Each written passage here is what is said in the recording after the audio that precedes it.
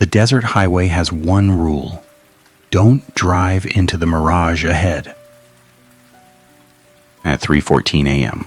Tuesday, the shimmer lay flat across both lanes, like a sheet of glass. My dash cam screen blinked twice, even though the road stayed straight. I kept my left hand at 10 and 2 out of habit, thumb tapping the hazard button twice, because my lease renewal window closed in 48 hours and I could not risk this run getting flagged. A white inventory tag on the sealed crate beside me read Q914 in black marker, and the cabin smelled faintly like hot plastic from the tablet charger. Safety rules can kill when someone writes them like a trap. The laminated card clipped to my visor said in faded toner and a corner peeling back, "If you see the mirage spanning both lanes, you do not drive into it. Reduce speed to 45. Keep the wheels straight. If you enter the mirage, your route will not end."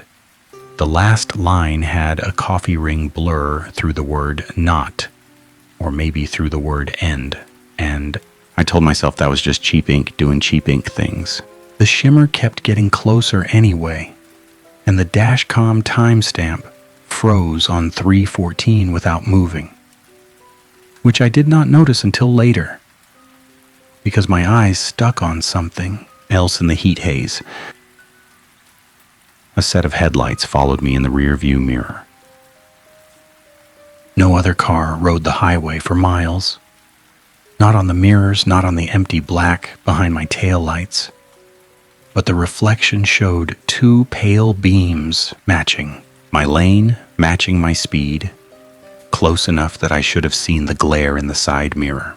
My skin tightened across my shoulders, and I told myself it was my own lights bouncing off the crate strap buckle. Then the dashcam preview window flashed a tiny caption in the corner like a subtitle that nobody asked for.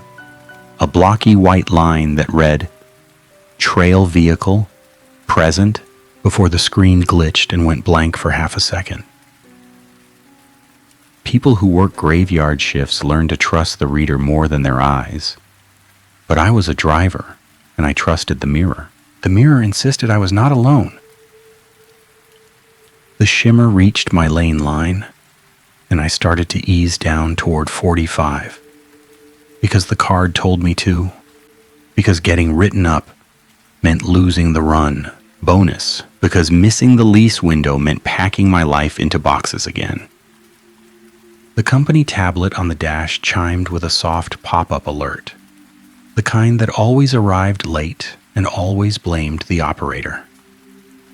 Heat mirage event detected. Do not stop on shoulder. Continue to checkpoint. A smaller line sat under it in thinner font, half faded like the display had burned in. Rev R3, Route Q, Q9.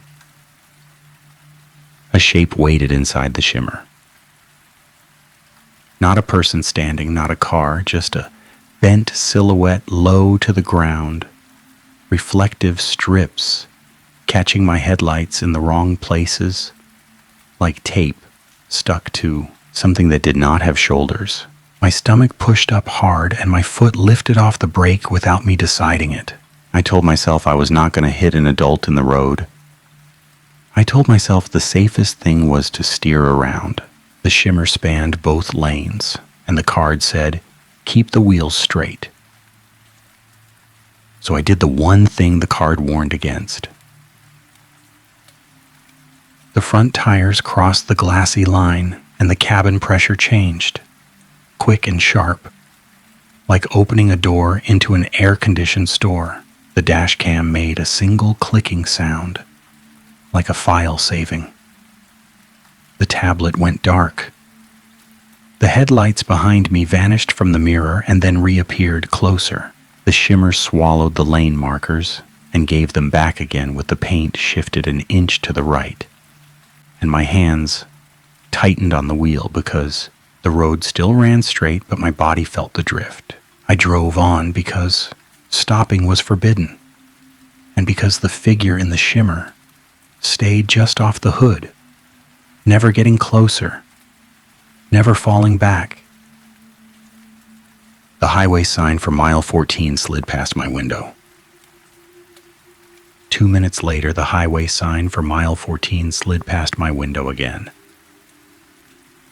My throat made a dry little sound, and I laughed once, ugly and short, because the brain loves denial when denial keeps the heart from sprinting out of your chest. The odometer rolled back from 214,086 to 214,872 like a tired joke, then ticked forward again as the truck kept moving. My phone showed no signal. The tablet stayed dead. The only thing that behaved like a normal machine was the Dashcam, and even that had its own stubbornness, replaying the last 10 seconds on loop whenever I tapped it. The same frozen timestamp, the same shimmer line, the same moment my tires crossed into it. A rest stop should have been relief. Concrete bathrooms, vending machines, light. The rest stop appeared ahead with its fluorescent canopy and 2 empty fuel pumps, and my shoulders dropped so fast I felt dizzy, because concrete meant not lost. I pulled in slow, tires crunching over gravel, and the dash cam clicked again as the engine idled. The vending machine inside the little lobby hummed with a jammed spiral, the same half-stuck bag of pretzels hanging by a corner, and I hated myself for noticing that detail because it felt like the highway laughing. A handwritten note sat on the counter under a plastic menu stand, the paper curled at the edges, stained with something brown like spilled coffee. Somebody had written in thick black marker, letters pressed hard enough to dent the page. Do not trust the safe rule. An initial sat under it. Just 2 letters smudged by a thumbprint. The rest of the message tore away as if someone had ripped it in a hurry and then thought better of leaving too much. My hand shook while I read it, and I had to press my palm to the counter for a second, because the human body does not care about pride. The company sent an email before every route, and I had read this one in my driveway because the subject line carried the kind of cheerful corporate panic that always meant trouble. The email subject read, Desert Transit Compliance Update, Heat Mirage Protocol. And the revision tag in the footer was R3 with a string of letters that looked like a folder path. I pulled it up on my phone because the tablet had died and the email loaded anyway, which made no sense because I had no signal, because the road had already decided what rules mattered. The email said, if you encounter the Mirage line, you do not cross it. Maintain lane discipline. Do not exit the vehicle. Do not contact emergency services. Report through the Q9 form after release. The line about emergency services had a tiny red triangle icon next to it, like a warning inside a warning. And I realized my hands were sweating through the steering wheel cover. The note on the counter had said, do not trust the safe rule. The bathroom hallway led back behind the lobby, a long corridor with doors on both sides, and the fluorescent buzz stopped halfway down. Not fading, not sputtering, just cutting off. Silence filled the rest stop so suddenly that my ears rang. My breath sounded too loud. The vending machine hum vanished. Even the highway wind outside disappeared, and my skin crawled with the wrongness of a place losing its background noise. The laminated card in my visor felt heavier in my mind than it should have. I backed up toward the lobby because my body wanted light, because the corridor had turned into a throat waiting to swallow. And the moment my heel crossed the threshold back into the lobby, the vending machine hummed again, and the canopy lights outside flickered like nothing had happened. I hated how fast my relief came, how easily I took it, because relief makes you careless. The dashcam preview window showed the rear of my truck. It also showed the rear of my truck from a different angle at the same time, as if a second camera existed that I had never installed. In one feed, the rest stop sat empty behind me. In the other, a figure stood at the edge of the canopy light, cropped by the frame so I could not see its head. Reflective strips glowed in the wrong places, like the shape had too many joints, like the tape had been wrapped around elbows that bent backward. I told myself this had to be a prank, a compliance drill, some weird, augmented reality test the company paid for to scare drivers into reading emails. That idea felt safe because it had an ending. A supernatural idea had no finish line. The odometer clicked forward. The mile 14 sign waited at the exit lane like it had never left. My mouth went dry again. I swallowed and tasted nothing, which should have been normal, but my body treated even normal as suspicious now. I climbed back into the cab because the email said, "Do not exit the vehicle," and the pop-up said, "Do not stop." And the note said, "The safe rule was the trap," and none of those statements helped me decide which direction was right. Mara texted me an hour before my shift started. A screenshot of our landlord's email with a bright yellow highlight over a date. 48 hours. Sign the renewal or lose the unit.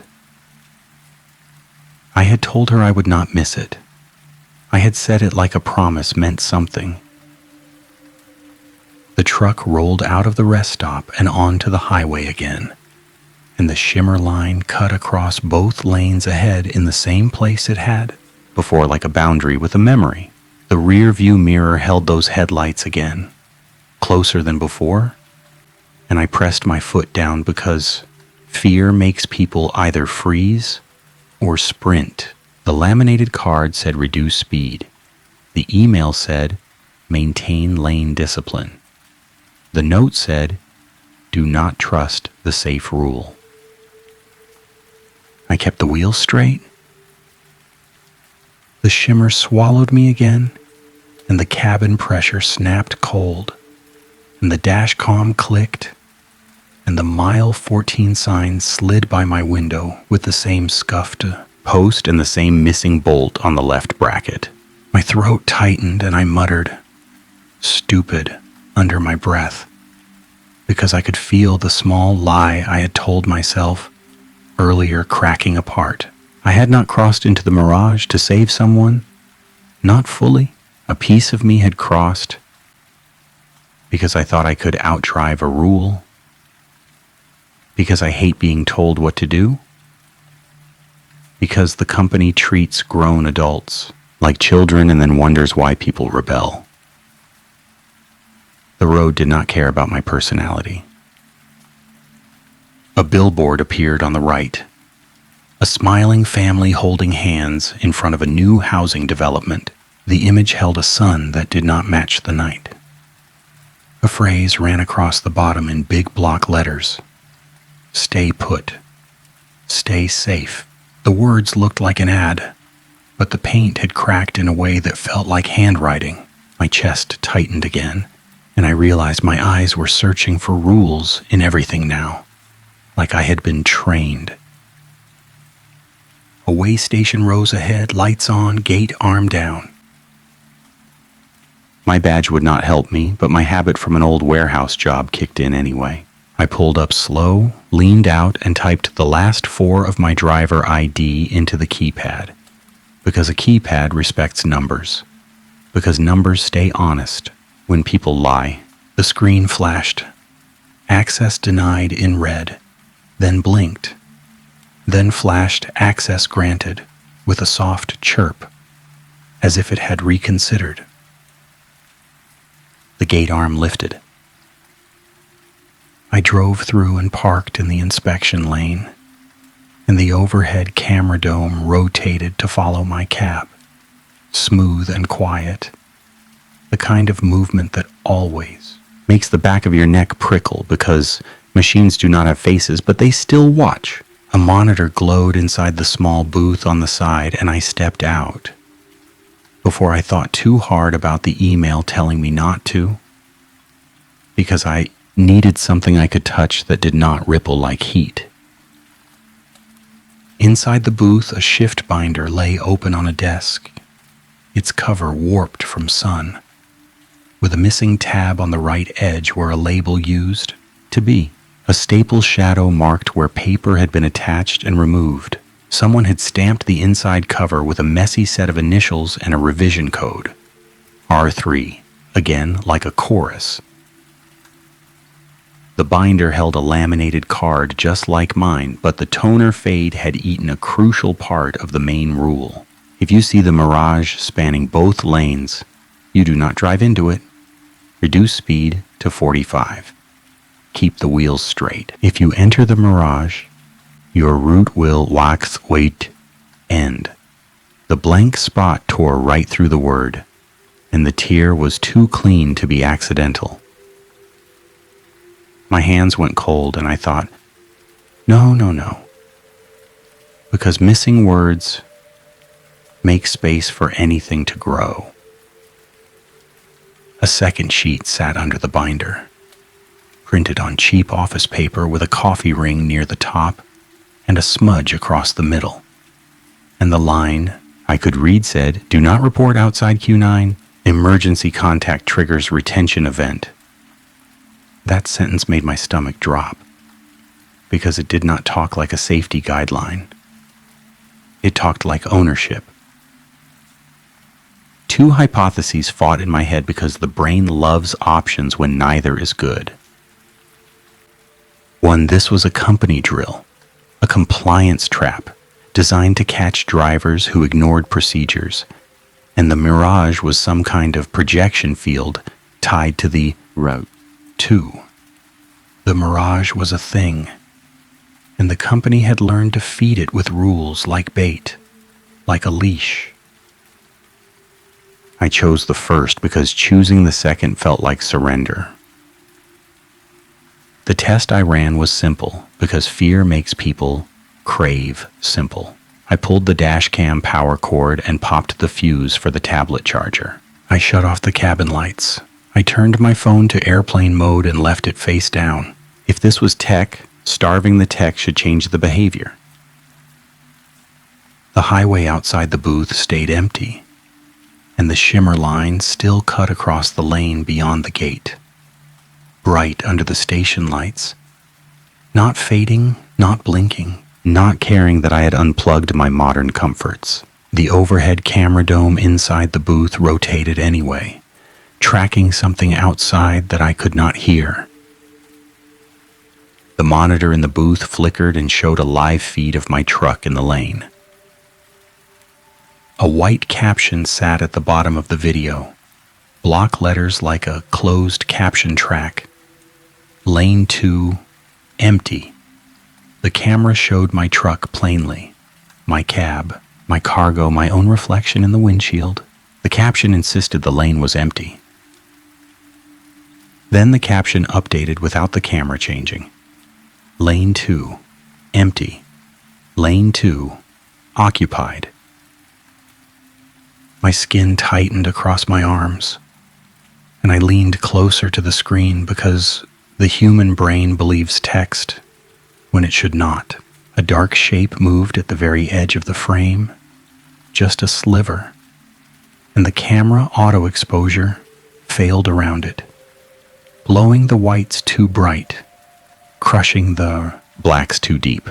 The figure did not step into the light, but the camera adjusted for it anyway, like the machine had recognized a subject. I backed away from the desk because proximity feels like consent.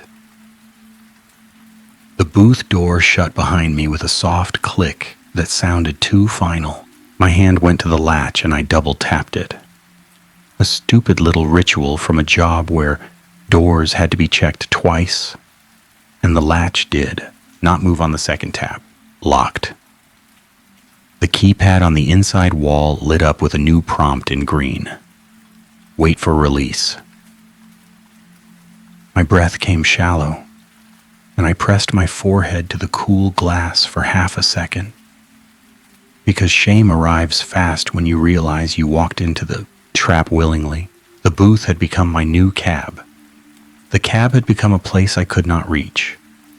Safe space was a resource, and I had just spent it. A speaker crackled above the door, and a voice came through, calm, practiced. The tone of someone reading policy with a smile. Driver, remain in place. Release is pending. Non-compliance extends the event.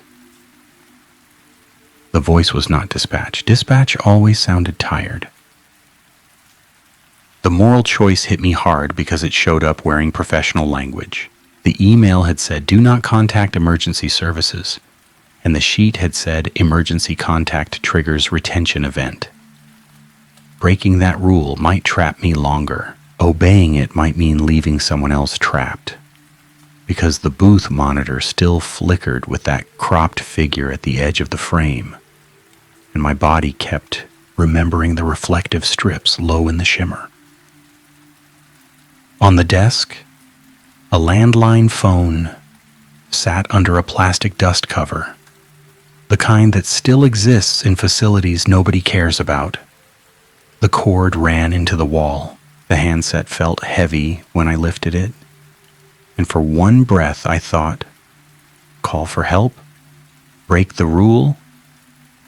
But the speaker voice had used the word non-compliance like a threat with paperwork behind it. My head filled with Mara's screenshot of the landlord email, the yellow highlight, the ticking clock, and I hated how even now my brain tried to bargain. I can endure this. I can finish. I can still make the lease. A loud click came from the monitor and the caption updated again. Lane 2, occupied. Subject approaching. The phone line stayed dead in my hand. No dial tone, no comforting hum. The landline had never been connected. I set the handset down carefully because something about slamming it felt like inviting attention. A small printer on the desk whirred to life without warning. Paper fed out in a slow strip, the thermal kind that fades in sunlight, and the machine printed a single line over and over until the strip curled onto the floor. Keep the wheels straight. Keep the wheels straight. Keep the wheels straight. I stared at the words, and my throat tightened, because the phrase had been on my visor card too, and now it felt less like advice and more like an obsession being fed into a machine. The speaker crackled again. Driver, do not open the door. Wait for release. A safe rule? A safe rule? A safe rule? My fingers found the keys in my pocket and squeezed them until the metal edges bit into my skin. I told myself that pain was proof I still existed. Proof the booth was a building and not a dream. The overhead camera dome outside the booth rotated faster now, tracking something that moved wrong, because the camera never panned smoothly anymore. It jerked in small stops, like it kept losing and reacquiring the same target. A faint sound came through the vent above me. Not a voice, not a hum.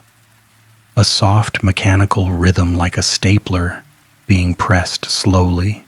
Once. Twice. Pause. Once. The sound did not belong on a highway. The sound belonged in an office where paperwork never ends.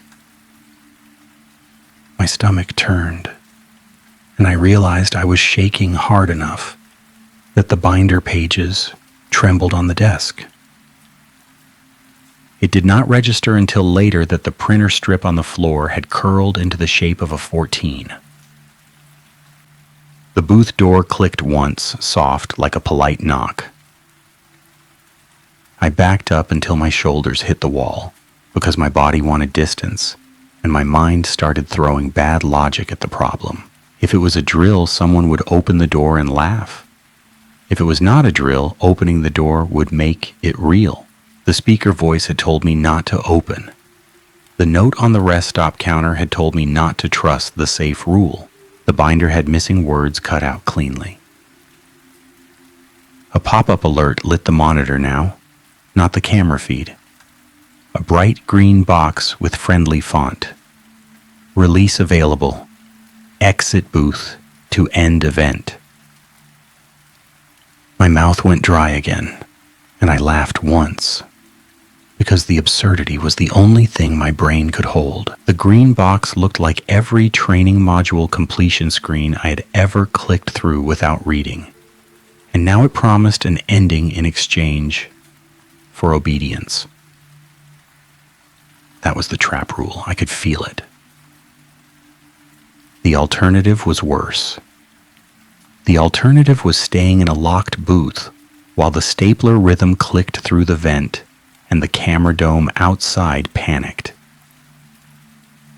I reached for the door handle.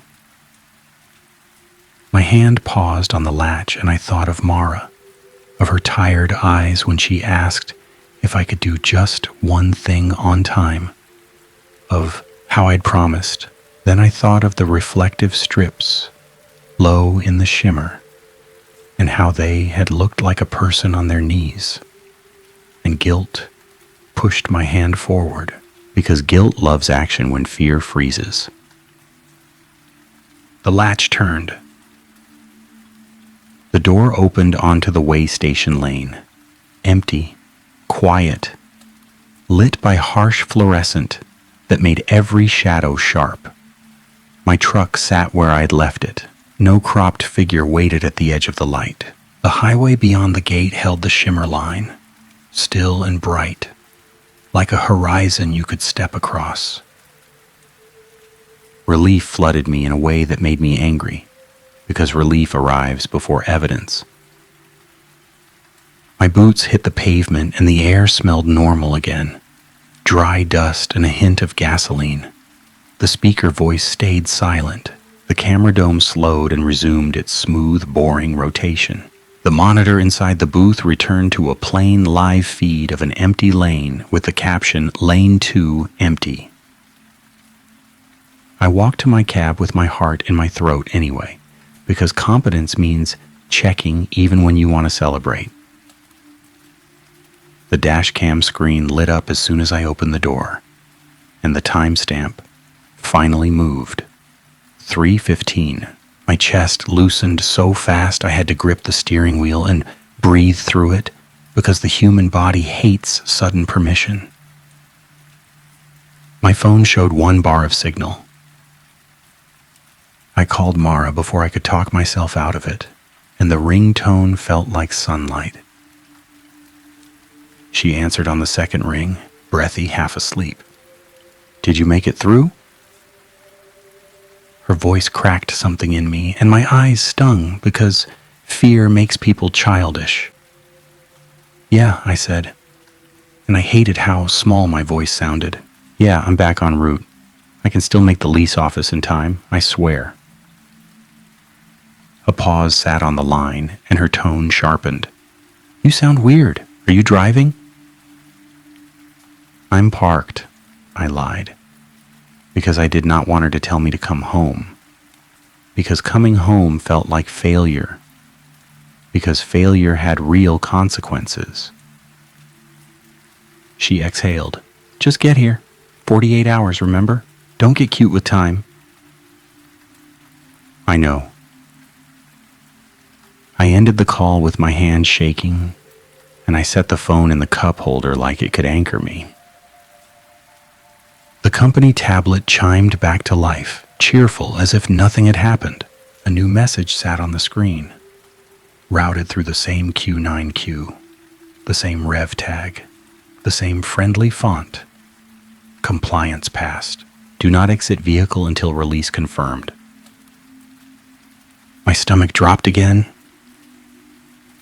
I had already exited the booth. I had already exited the vehicle to check the cab. I had already broken the safe rule that was supposed to end the event, and nothing had punished me yet, which meant punishment was delayed, which meant punishment was smarter than a jump scare. The shimmer line ahead did not move. The headlights appeared in my rear view mirror again, closer than before. Bright enough now that the glare should have filled the side mirrors too. The side mirrors stayed dark. The rear view insisted the lights were real. A fresh line printed itself across the tablet screen, not a pop-up, more like a status update. Retention event, active. My mouth went dry and I swallowed hard, because the word retention belonged to HR, not to highways. The way station gate arm lowered by itself, sealing the exit. The false victory evaporated in a way that made my skin prickle, because the door had not opened to freedom. The door had opened to a bigger room. The highway behind me changed. I glanced in the side mirror and saw a stretch of desert that didn't match the one I had driven through, because the rocks sat in different shapes, and the billboard on the right had new words now, a different smiling face, a different slogan. The night had the same blackness, the same stars, but the place felt swapped, like someone had rearranged set pieces while I blinked. I tapped the Dashcam screen and pulled up the last saved clip, because evidence calms me, because proof gives you something to fight with, even if fighting is impossible. The clip showed me opening the booth door and stepping out. In the clip, the booth door opened inward. In real life, the booth door opened outward. That was small. That was the kind of detail a tired brain ignores. That detail made bile rise in my throat anyway, because small contradictions are the first crack in reality. A folder icon flashed on the tablet. Upload complete. I had not uploaded anything. The folder name below it read released, and the timestamp beside it read 3:14 a.m. My hands tightened on the wheel until my knuckles hurt, and I told myself to breathe like Mara told me when my panic got loud. In through the nose, out slow, simple. The stapler rhythm clicked once inside the cab, soft, close, coming from nowhere. My breath caught. The sound did not come from the booth. The booth sat behind me. The cab held no stapler. A new email opened on the tablet without my touch, and the subject line made my stomach drop for a second time because it used my name in it, and the company never did that unless it was disciplinary. Driver compliance review. Immediate. The footer showed Rev R3 again, and a line in the body read, non-compliant personnel may be retained for remediation. Retention may occur on site. On site meant here. My brain tried to go numb to protect me, and I hated that numbness because numbness would make me obedient. I had already learned that obedience fed the trap. A paper map sat in the glove box, old school, because I keep one even when people laugh, because dead batteries do not care about confidence. I pulled it out and laid it across my lap. The map showed Route 177, the rest stop, the way station, the next checkpoint, all marked with little squares. The squares had tiny numbers next to them. 14 next to the rest stop, 14 next to the way station, 14 next to the next checkpoint. My eyes tracked the pattern, and my throat tightened. Because patterns are how systems speak when they do not want to admit they are speaking. The inventory tag on the crate beside me read Q914. A safe rule had told me not to exit. A safe rule had told me not to call. A safe rule had told me not to cross the mirage. Every safe rule pushed me deeper into the same number. I needed to do something that did not feel safe. The gate arm blocked my way out, and the tablet message still insisted release was pending, and the mirror still held those impossible headlights. So I did the only thing I could do without asking permission. I grabbed the roll of orange hazard tape from behind the seat, and I wrapped it around the inside door handle. A stupid little containment, a reminder to myself, because the cab had become a door I might open without thinking. Then I dug into the binder pages I'd stolen from the booth. I should not have taken them. I should not have committed a theft on camera. I did it anyway because truth matters more than policy when policy is a weapon. The pages smelled like sun-baked paper and old ink, and a line near the bottom of one sheet caught my eye because the toner fade had spared it. If the mirage repeats, proceed to mile 14 and maintain lane. Do not deviate, do not stop, release will occur. The word deviate had a scratch through it, as if someone had tried to cross it out with a pen and then failed. Another line, handwritten in the margin in cramped letters, sat half hidden under the coffee ring. They watch for the stop. They watch for the call. They watch for the door. An initial sat beside it, the same two smudged letters from the rest stop note. My hands shook again, and I forced them still because panic wastes time. Time was a resource, and the lease window was still ticking in my head. Even now, even here, because adulthood does not pause for horror. The mirror headlights brightened. The dashcam preview window showed my truck from behind again, 2 angles at once. In one feed, the lane stayed empty. In the other, the cropped figure stood behind my tailgate now, closer. Reflective strips, glowing at knee level, arms hanging too long, head out of frame.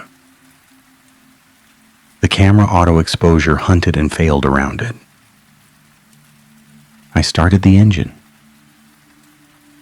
The gate arm did not lift. The tablet chimed and printed another cheerful box.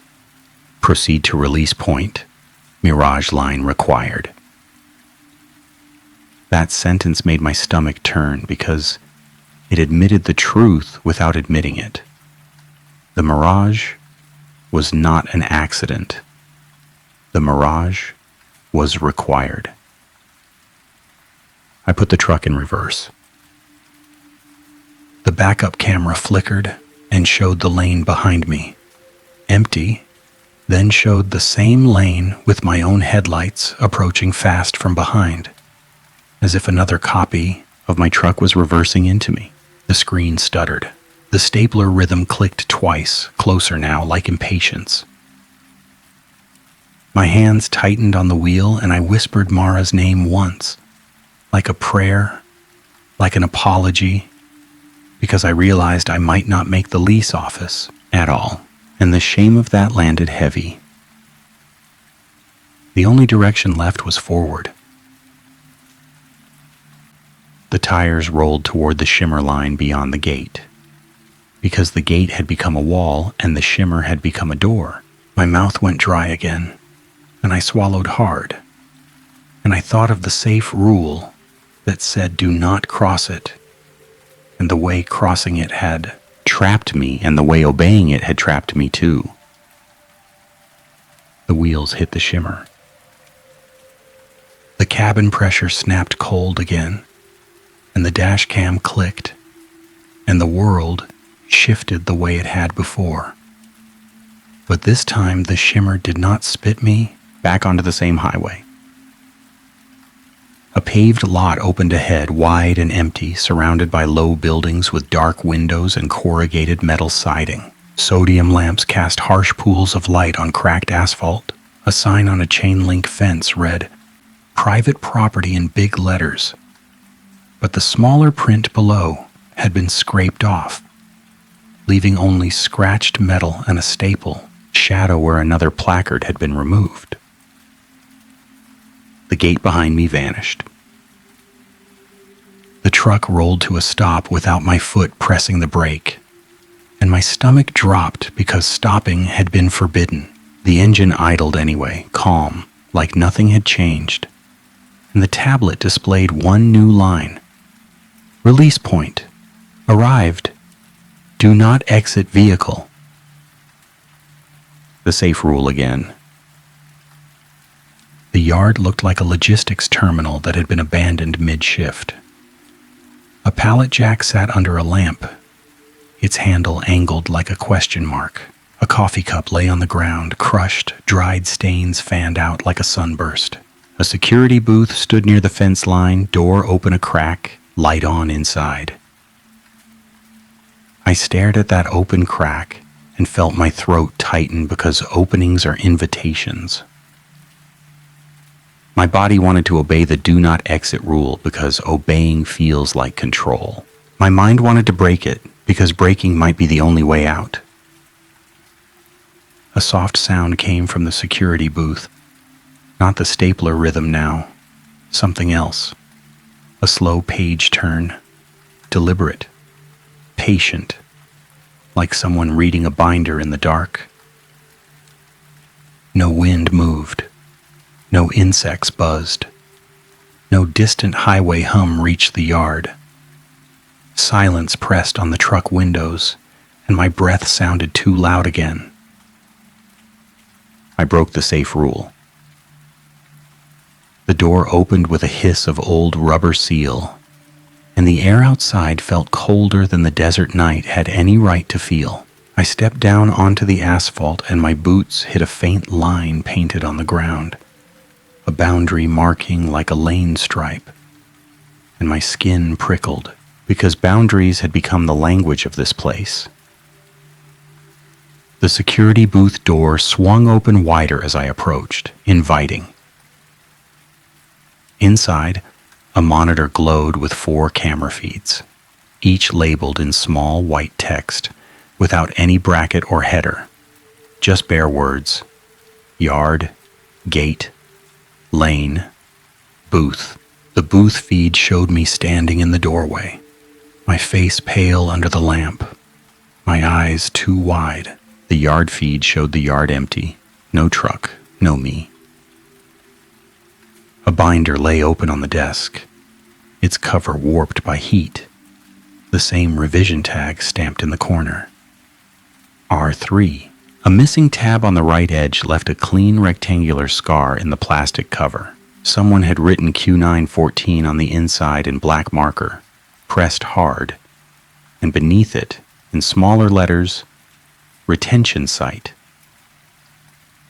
My stomach turned. A sheet, clipped to the binder with a bent paper clip, held a single printed sentence with a smear across the middle. Toner flaking where the paper had been, folded and unfolded too many times. If you reach the release point, you do not leave the vehicle until release is confirmed by dispatch. The word dispatch had been underlined twice, then crossed out with pen, then rewritten above it in messy handwriting. System. That correction felt like a human hand fighting the machine. Another handwritten note sat under the binder, edges curled, coffee ring near the top, and it said, "They can't hold you if you don't give them a clean record." An initial sat at the bottom, the same 2 smudged letters. My hands shook again, and I forced them still because I needed to think like a competent adult, not like a trapped animal. The crate in my truck was the only thing that had traveled with me through every shift of the world. Q914. The number pattern. The mirage required. The retention site. The The system was not just watching me, the system was using me to validate itself. My phone buzzed once in my pocket, startling me so hard my heart kicked, and I fumbled it out with clumsy fingers. A new text from Mara sat on the screen, time-stamped 3:14 a.m., the same time again, and the message read, "You still there?" My throat tightened so hard it hurt, and my eyes stung because guilt has teeth. I typed back, "Yeah," and the message failed to send, spinning forever, and the phone screen dimmed like it was tired of pretending it could reach the outside world. The monitor in the booth flickered and the lane feed switched to a view of my truck. A figure sat in my driver's seat. Not a silhouette this time, not cropped. The overhead light in the cab illuminated enough that my brain could count what was wrong. The arms bent at angles that did not match the steering wheel. The head faced forward, but the shoulders sloped wrong. Too narrow at the top and too wide at the elbows. Like someone had built a human out of compliance checkboxes and forgotten the anatomy.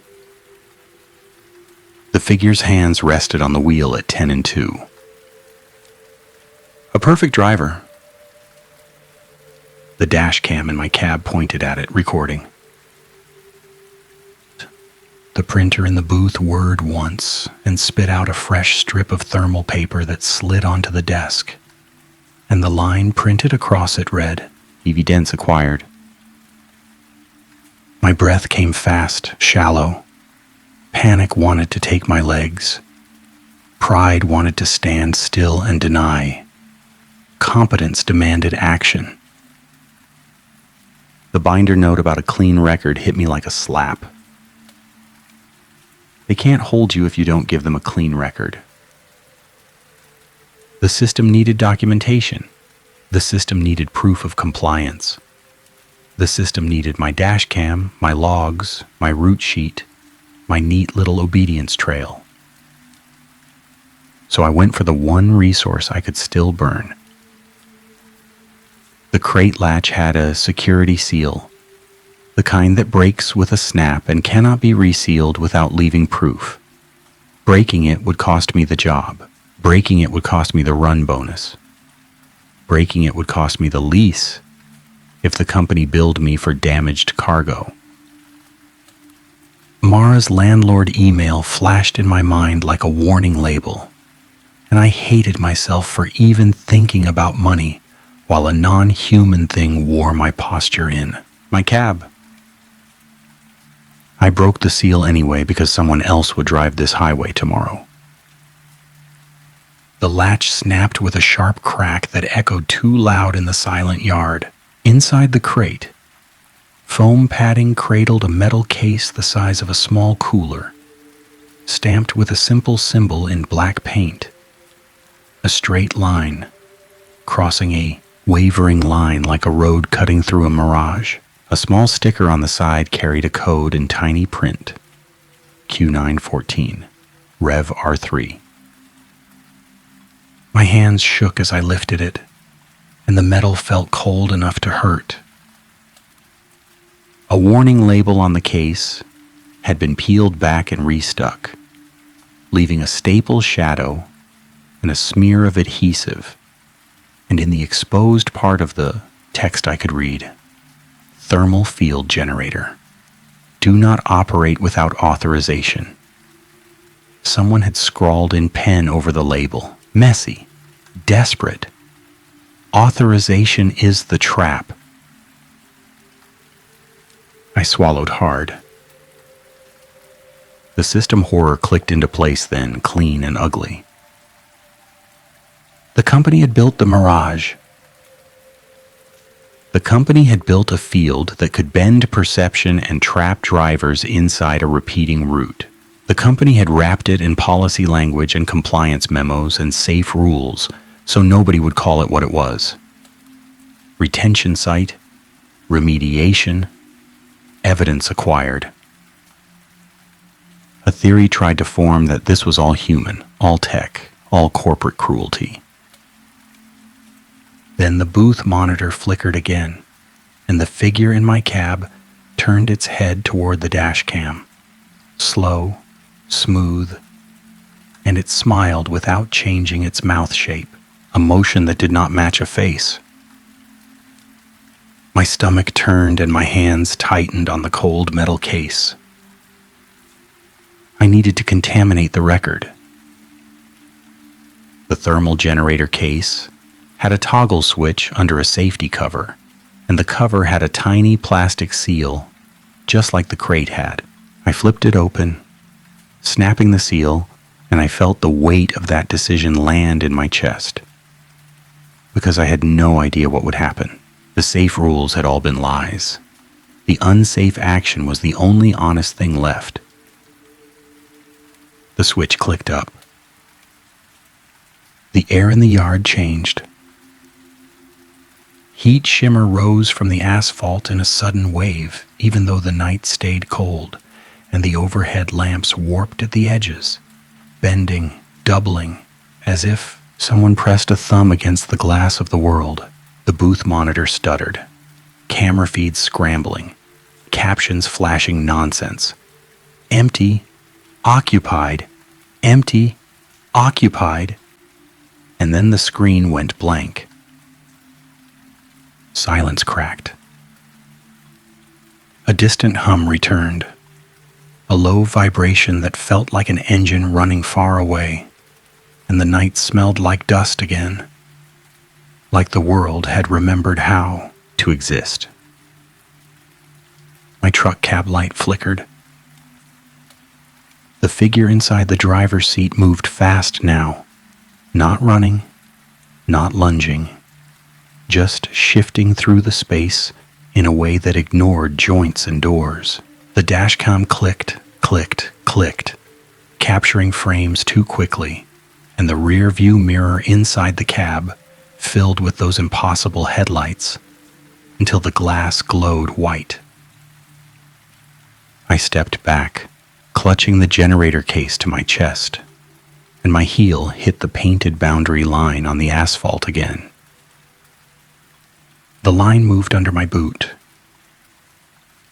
The boundary slid an inch to the right, like a lane marker trying to correct itself, and my stomach dropped because the world was adjusting to keep me inside the rule. I realized then why the rule kept repeating. Keep the wheels straight. Lane discipline.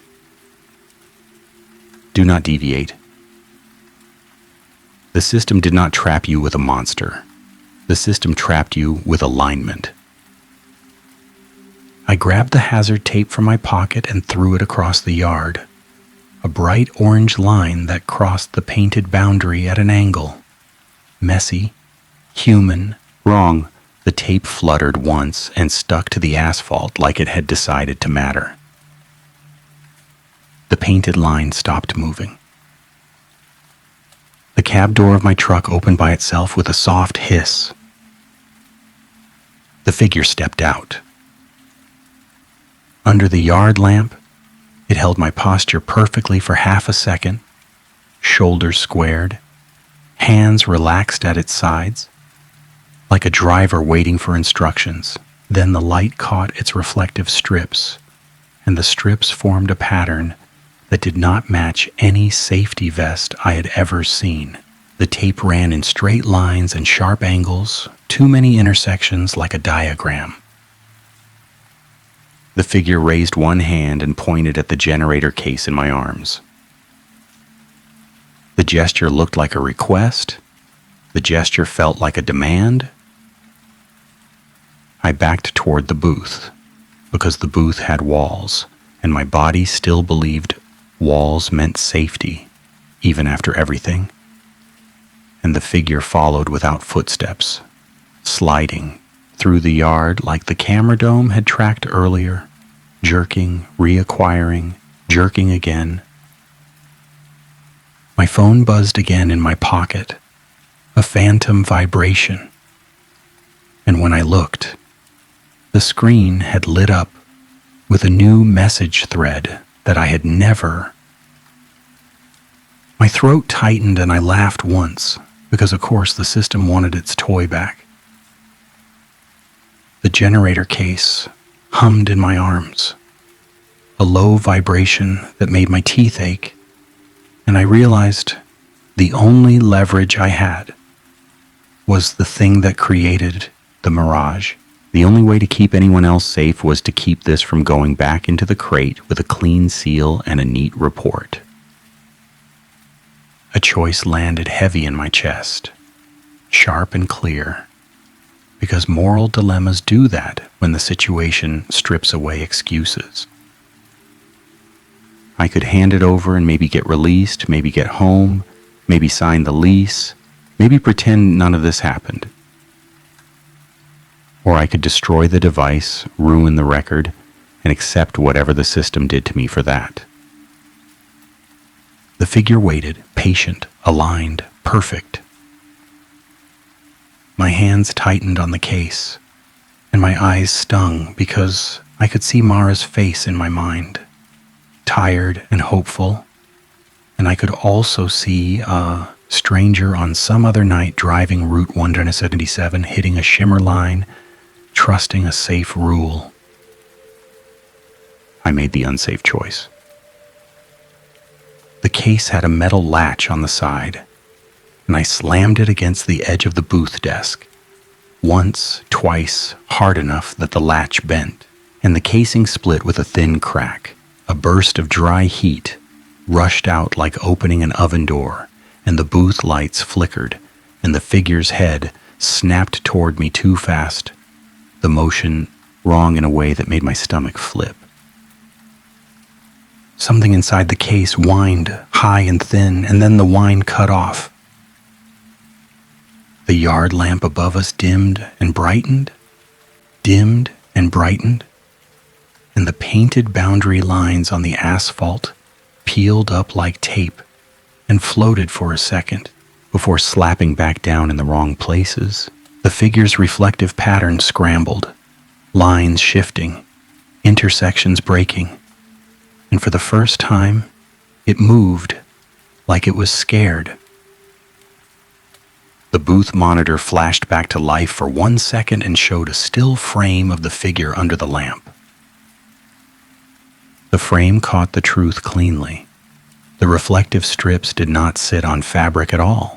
They sat on something smooth and clear like plastic stretched over empty space, and the limbs under it bent in angles no skeleton could hold. Then the screen went black again. The figure reached for me. No chase, no lunge. Just a straight, efficient extension of an arm that lengthened a little too far, like the system had no concept of limits. I jerked back and my shoulder hit the booth wall, and the generator case slipped in my grip. It fell to the floor and cracked wider, spilling out a coil of wire and a small circuit board stamped with the same mirage symbol. The board sparked once, a tiny blue snap, and the yard air rippled.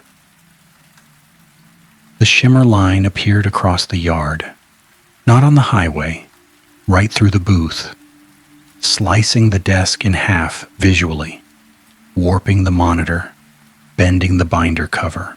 The figure froze mid-reach, caught on the line like a fish on a hook. I stared at it, breath shallow, and the thought came sharp and simple.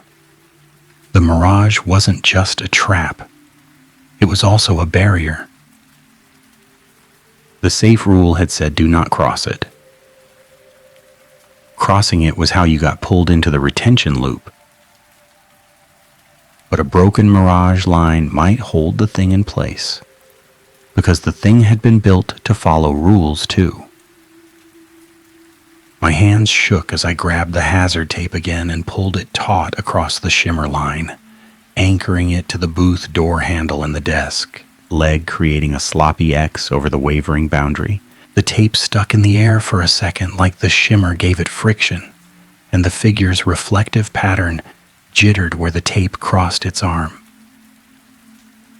A sound came from the figure then, not a voice, not language, a soft clicking, like a badge reader failing, repeating a denial tone without the tone, only the rhythm.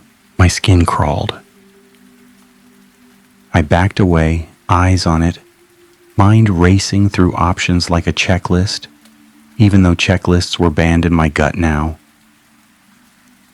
The binder note about a clean record, the email about retention, the missing word cut out of the rule, the graffiti warning on the rest stop counter.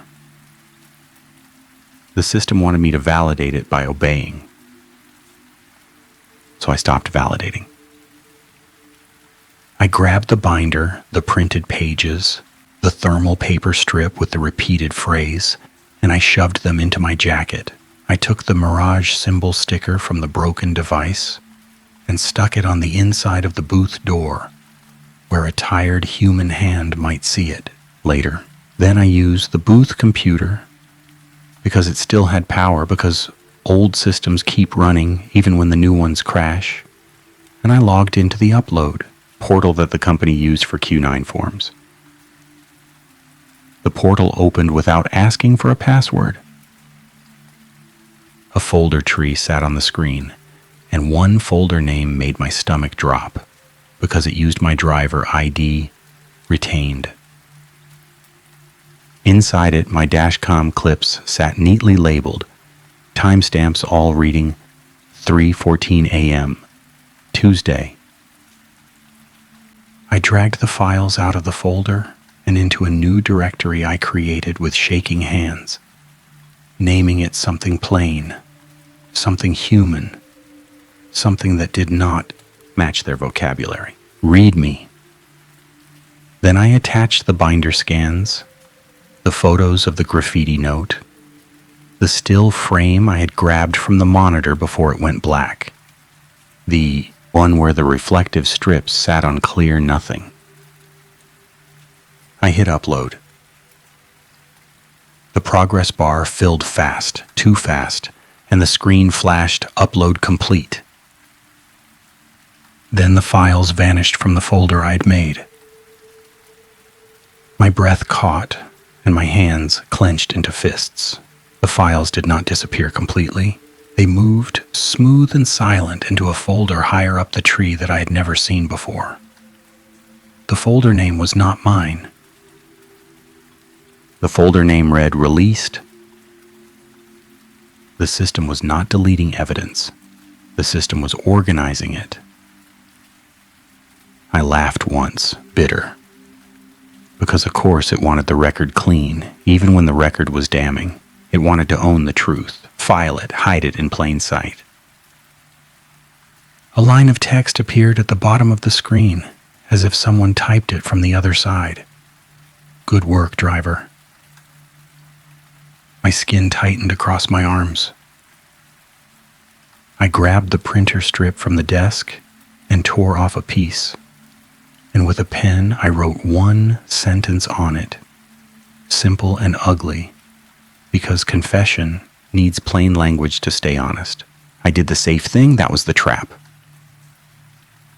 Outside the booth, the hazard tape still held across the shimmer line, trembling like a taut muscle. The figure stayed pinned on the boundary, twitching in small corrections, like it kept trying to align itself and failing because the rules had become inconsistent. A voice came from the yard speaker, calm again, practiced again. Release is pending. Return to vehicle.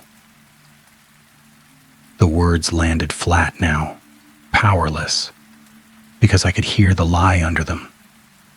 Release meant compliance. Release meant going back into the lane. Release meant letting the system file me away. I thought of Mara again, and the lease, and the way adulthood makes every choice a trade, and my chest tightened. because my choice had consequences for her, too. That guilt sat heavy, but it did not change what I had to do. I picked up my phone and recorded a voice memo, because spoken confession sometimes survives when files get moved. I said my name. I said the route. I said Q914. I said retention site. I described the symbol. I described the safe rules. I described the still frame where the reflective strips sat on clear nothing. Then I sent the memo to Mara. The message failed to send. The phone screen flickered, and for 1 second, her text thread updated anyway, with a new line under her last message. The same time stamp again. 3:14 a.m. The new line read, "You still there?" My throat tightened and my eyes stung, and I whispered, "Yeah," even though nobody could hear me. The yard lights flickered once, and the booth computer screen went black, and the silence pressed in again, crushing the hum out of the air. The hazard tape across the shimmer line went slack, not snapping, not tearing, just losing tension, as if the boundary no longer cared about being crossed. The figure moved. It did not step free, it did not break the tape. It simply rotated its body 90 degrees without shifting its feet, aligning with a new line that had appeared on the asphalt, a lane marker that had not existed a second before. The system adapted. I backed out of the booth and stared across the yard, and the gate on the far fence line that had been solid chain link now sat open, a clean path leading into darkness. A fresh sign hung from it, new metal, new bolts, words painted neat. Release route. A safe invitation. My body wanted to run for it, my mind wanted to throw up. My heart wanted to get home to Mara and sign a lease and pretend I could still live a normal life. A tiny detail stopped me, a final cruel piece of evidence. The sign's bolt heads formed a pattern. 1414.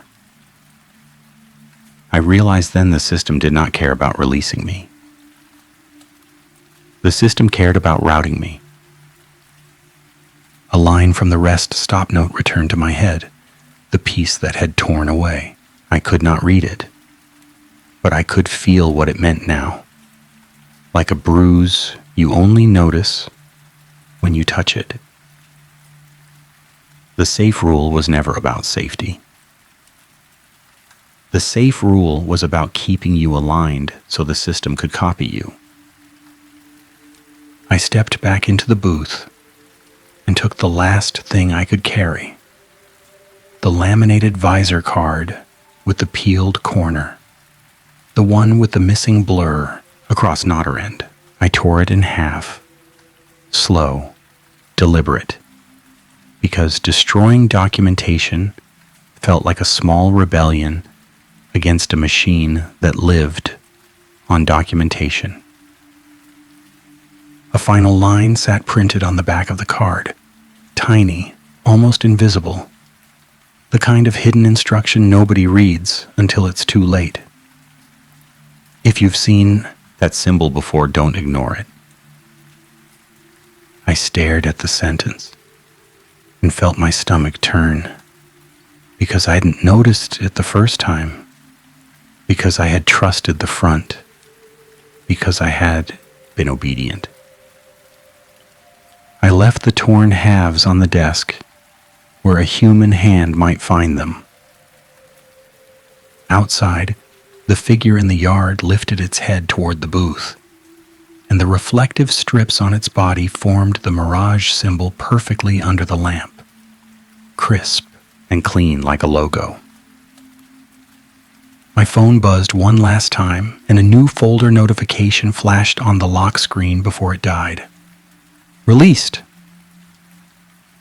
Later, when I watched my own dashcam clips on a different screen, in a different place, I noticed the timestamp on every file. 3:14 a.m. Tuesday on repeat.